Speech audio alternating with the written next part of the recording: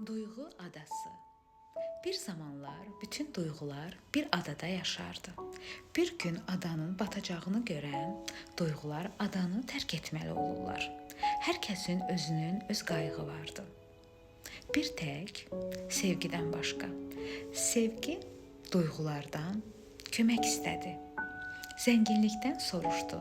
Məni özünlə sahilə apararsan? Zənginlik mənim qayğımda sənə yeri yoxdur. Çünki qızıllarla doludur.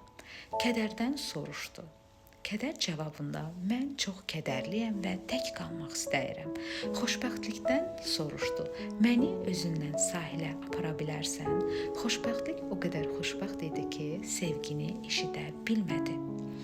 Birdən bir səs, mən səni özümlə sahilə apararam. Yaşlı bir adam sevgini sahilə aparır. Sevgi o qədər sevincli olur ki, onu kimin apardığını soruşmağı unudur. Bir gün sevgi müdrikliklə sahildə rastlaşır.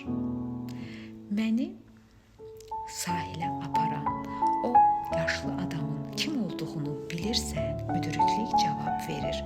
O zamandan